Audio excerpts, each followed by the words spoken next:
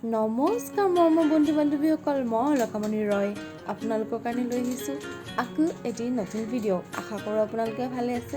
আজিৰ ভিডিঅ'টো মই ৰঙালীৰ ওপৰত লৈ আহিছোঁ। যিসকলে ৰঙালী বিহু উদযাপন নকৰিলে তেওঁলোকে এই ভিডিঅ'টো চাই গোটেই ৰঙালী বিহুটো উদযাপন কৰিব পাৰিব বুলি মই ভাবোঁ। আৰু এই ভিডিঅ'টোত কি বস্তু নাই, কি বস্তু নাই তাকে ভাবিছোঁ আৰু আপোনালোকক মই দেখাই আছোঁ। এক্সপ'ত যিখিনি বস্তু থাকিবলৈ ন, ইয়াতে গোটেইখিনি আছে আৰু কি আছে আৰু ইমান ইউনিক বস্তু আছে ন, চাই আপোনালোকৰ খুব ভাল লাগিব। এখন ৰঙালী এখন এক্সপ' হয়, ইয়াতে বিহু উদযাপনো হয়।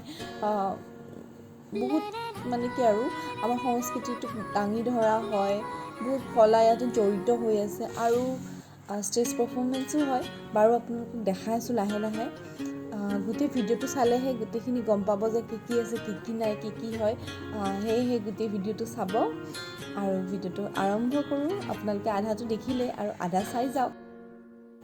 ইয়াতে বিভিন্ন সংস্কৃতিক দাঙি ধৰা হৈছে। অসমত যিমানখিনি সংস্কৃতি আছে, যিমানখিনি বিহু উদযাপন কৰে, গছ গছনি এক্সপ'ত একো অভাৱ নোহোৱাৰ নিচিনাকৈ ইয়াতে সকলো বস্তু আছে। আৰু খানাপাৰা ফিল্ডত হৈছে আৰু এক্সপ'খন বহাগৰ প্ৰথমতে হৈছিলে, কিন্তু মই আপোনালোকক দেৰিকৈ দেখাইছোঁ। প্ৰথমতেতো চবেই চাই লয়, কিন্তু কথাটো হ'ল কি, যিসকলে চোৱা নাই তেওঁলোকে শেষত চাব পাৰিব ৰঙালী।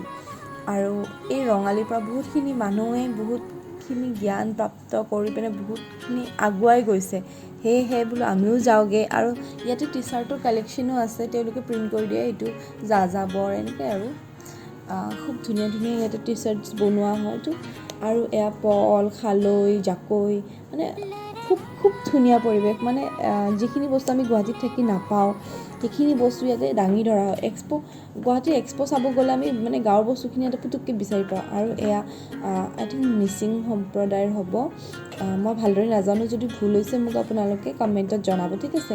আৰু ইমান ধুনীয়া মেখেলা চাদৰ ওলাইছে নহয়, প্ৰত্যেকটো বস্তু এটাতকৈ এটা কাৰো লগত কম্পেয়াৰ কৰিব নোৱাৰে। এইটো কুকুৰৰ কাৰণেও সুবিধাজনক হৈ আছে, যিহেতু গুৱাহাটীৰ হয় তো মানুহেতো কুকুৰ লাভাৰ হয়েই, আৰু তেওঁলোকৰ কাৰণেও কিছুমান সুবিধা কৰি দিছে। আৰু বিহু বুলি ইয়াতে মুগা পাটৰ বস্তুৰ অভাৱ নাই, ওলাই দিছে ধুনীয়াকৈ। আৰু ইয়াত ডিজাইনাৰে লেহেংগাও আনি প্ৰদৰ্শন কৰিছে।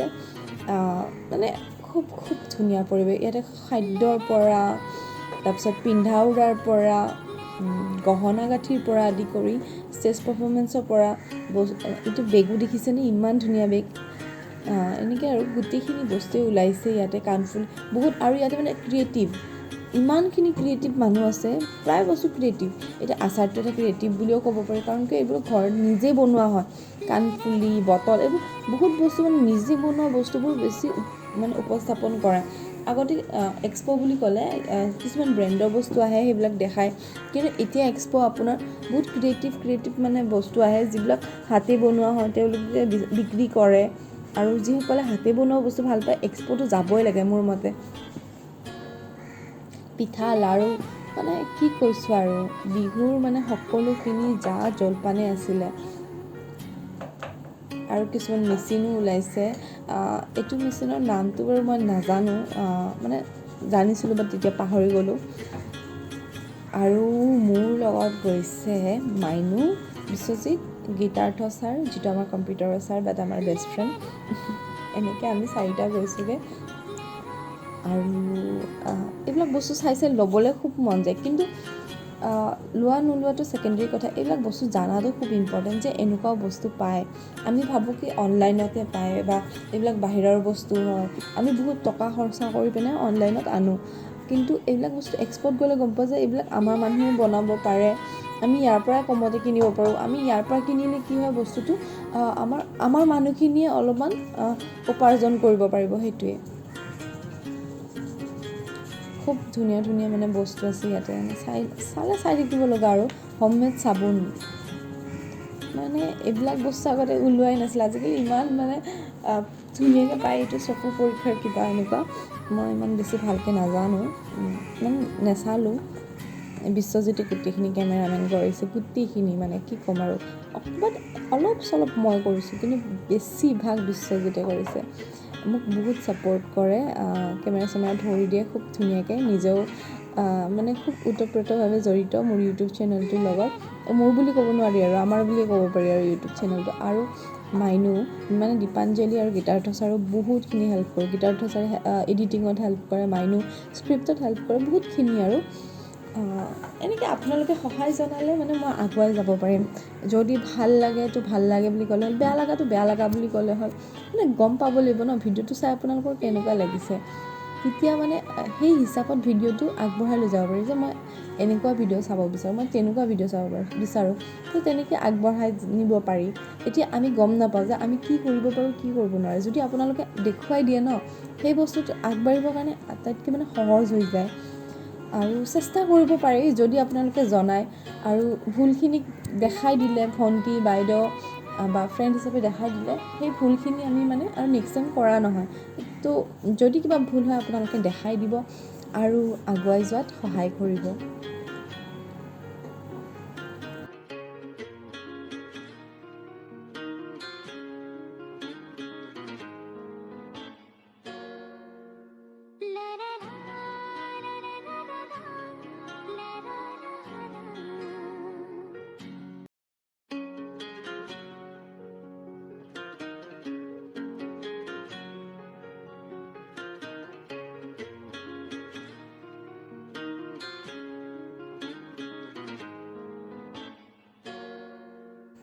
ইয়াতে খোৱা পিন্ধা এইবিলাক বস্তুৰ ওপৰতে ভিডিঅ' অকল মানে মই কৰা নাই আৰু বা ৰঙালী উৎসৱত দেখুওৱা নাই। ইয়াতে জৰুৰীকালীন সকলো বস্তুখিনি দেখাইছে যিখিনি ইম্পৰ্টেণ্ট হয়।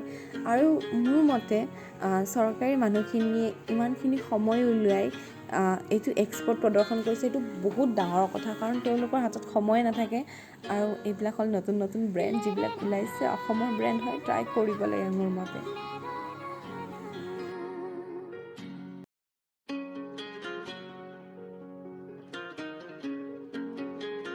পিছে মোৰ ক'লা চাউলৰ কেক, পিঠা, বিস্কুটৰ ভিডিঅ'টো কোনে কোনে চাইছে?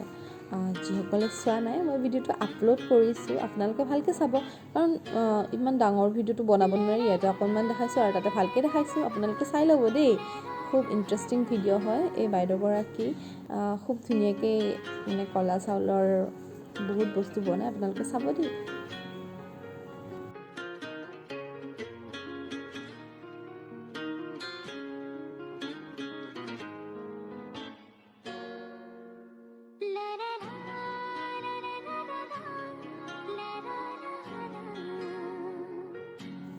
আৰু ইয়াতে খোৱা বোৱা জৰুৰীকালীন বস্তুৰ উপৰিও DJ নাইটটো চলি আছিল, আৰু সেয়েহে আমিও অকণমান DJ নাইটত নাচিলোঁ।